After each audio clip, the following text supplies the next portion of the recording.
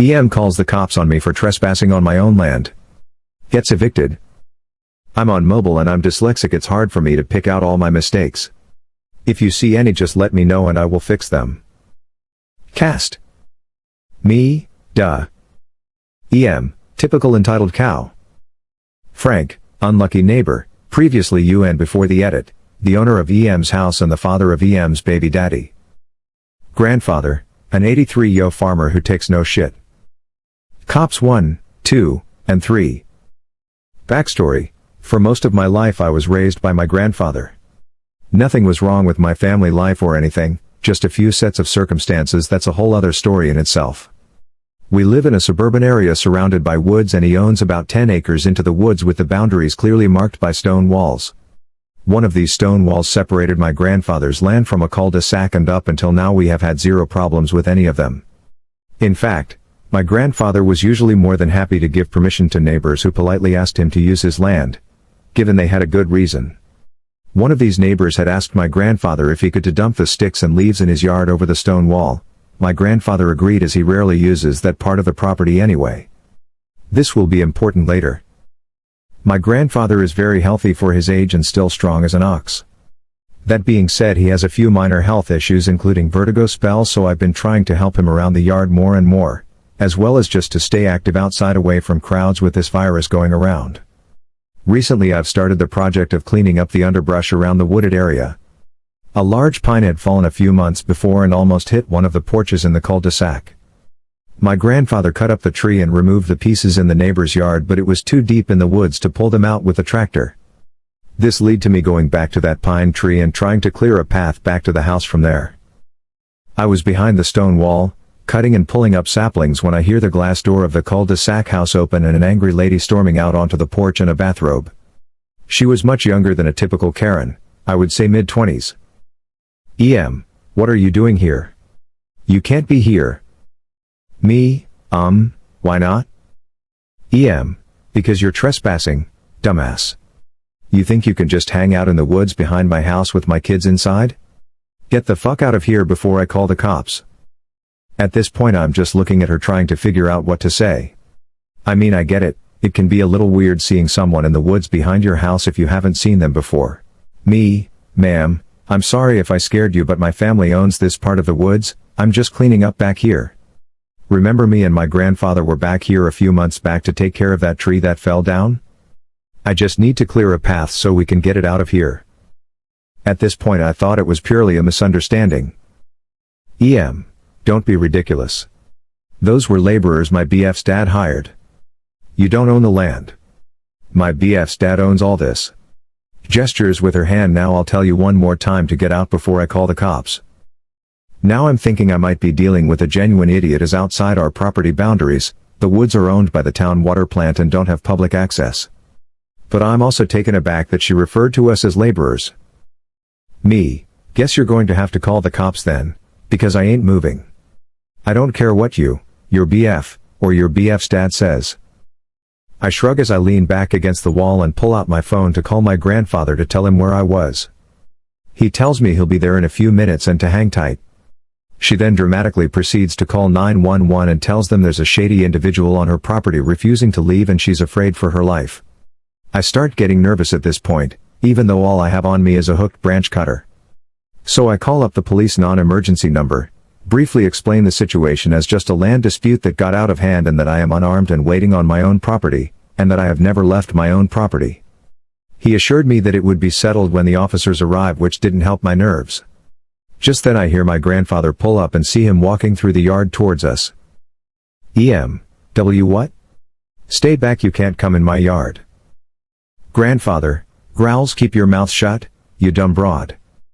He growled as he walked over to me and climbed over the wall so he was on my side. Grandfather, now who the hell do you think you are and why are you yelling at my granddaughter? EM, my BF's dad owns all this and both of you are going to get arrested for trespassing. My grandfather let out a dramatic indignant laugh. Grandfather, oh, did he tell you that? Well, you're in for quite the shock. And your BF's dad is in for quite the talk. After them yelling back and forth for a few minutes, 2 cop cars pull up and 3 officers come walking into the yard. As soon as they do, she starts screaming again about how we have no right to be in the woods behind her house where we can see her kids inside. Cop 1, looks to G. Sir, do you own the property behind this wall? Grandfather, yes, sir, I do. Pulls out his wallet to show his address. Cop 1, eyeing his license, sir, this address is for down the street. Me, correct, but if you look on Google Maps it shows the property boundaries of that address reach out through the woods and end at this wall. I hand him my phone, which already has Google Maps open showing our exact location within the boundary of the property. Cop 2, yup, she's right. So what were you all doing back here, if you don't mind me asking? We explained the situation of the tree and how we were working to remove the remnants. Meanwhile, the other officer was taking a statement from EM. Grandfather, I know the owner of this house, he's a good guy. I give him permission to dump his leaves and stuff behind the wall. But I've never seen her before, so I don't know where she got those crazy ideas. But I'm definitely going to have a talk with Frank when he gets home. Cop 1, she already called him up and he's on his way now. Do you mind sticking around for a little until he gets here? Grandfather, sure, we got nothing to do. The cops walked us to my grandfather's truck where we waited about 10 minutes for Frank to pull in. When he did, he immediately walked over to the truck. Frank, grandfather's first name. Op. What's going on? Someone was hiding out in the woods? Are you okay? Did you see him? To clarify, we have had an issue in the past with people running from cops and hiding in our woods. It took a second for us to realize he thought that maybe EM saw one and we came to chase him out. Me, not exactly. At this point 2 cops are around us again, but being 2 old guys who obviously pose zero threat, they're noticeably relaxed and kind of let them talk it out. Frank explains that EM is his granddaughter's mother and his son had made some mistakes and currently both were staying with him while they tried to find a place of their own. He thinks maybe his son told some lies to make him look better. Grandfather, well, I hate to say it but your son made some big mistakes, she's crazy. Frank, oh, you have no idea. The other cop is still talking to EM who won't stop screaming about not wanting us being able to see into the living room, especially my grandfather, a creepy old man. My blood is boiling at this point.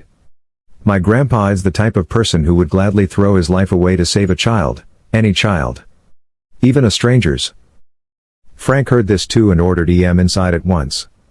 He told the cops he needed to have a talk with both her and his son about their living situation, but they might want to remain nearby in case she tries to call again for whatever reason. Me and my grandfather are given the clear to go but leave our contact information. Found out later that week that EM was getting evicted for a number of reasons, with this little incident being the last straw. He's also filing for custody of his granddaughter because EM refuses to get a job yet still has money for weed yet keeps asking Frank for money to take care of his granddaughter. I really feel bad for her in this situation, but I have no sympathy for EM whatsoever. Entitlement at its best. Update, after several comments about how it was difficult to follow, I've changed the format to exclude abbreviations. Now let's hear it from the Reddit peps. First from Dark Bamunk. Friend had a couple poachers on his property hunting outside of the season. They were firing their rifle in the middle of the night. Said friend got nervous some assholes were shooting about and gonna accidentally hit his house. Well, an old man who lived down the dirt road also owned property there. I'm not sure how or why, but he ended up shooting one of them in the leg when they wandered into his property. Later they came back suing the old man. Unfortunately they based it on the fact that they were on public property. What? Well, short story, old man's legal counsel submitted the paperwork to show the property boundaries, shooting guns during a time that none of the animals on the property should be within season, and that the 2 idiots left a cooler full of beer behind with their prints all over it. This one is from Ghost Wolf 2048. Hot damn, are you good? You sound like you smashed your keyboard typing this example of assholery. And OP replied, on mobile, so no keyboard was harmed in the making of this post. Next one was from live_to_frolic. People have this weird idea that just because their half-acre housing lot borders woods that those are also theirs. I own a sizable area of woodlands and it really pained me when I had to put up hundreds of no trespassing signs, along with multiple trail cameras, because people felt that they had the right to treat my property like a trash dump. Over the years a number of homes have been built along the boundary of my land. Not one of those homeowners took the time to approach me and ask permission if they could dump yard waste in the woods, but literally every single one has done it. Now sure, it's not really a big deal to have some leaves or brush be blown across the property lines. What is a big deal is when wannabe country boy goes out and buys a dirt bike and thinks that my land is their own personal racetrack. They ignore the signs, they damage food plots, they cut down trees in managed timberland, they leave beer cans and rubbish, yet I'm the bad guy when I tell them no. I know I'm ranting right now, but this story really hit home to me. Respect property lines. Respect people's privacy. Most of all, respect the land. It's super easy to find out where one property ends and another begins. If you wish to utilize land that isn't yours, ask permission and abide by any rules the landowner wishes you to follow. If they decline permission, find out where there's public land. In the US there are millions of acres of public land and anyone has the right to recreate on them. Yes, some have more stringent laws than others, but a simple Google search will direct you to land that can accommodate your needs. Again, I apologizes for going on and on. I just love the outdoors and hate to see people misuse it. This next one was from Thalostone 1224. For a dyslexic, you have really good spelling. Good job. Also, fuck that entitled piece of shit. Should have slapped her before the police arrived. And lastly from the real arsonary. I hope things are still alright between your grandpa and UN. They just seem like nice people caught up in this. And that's all for today, guys. See you on the next one.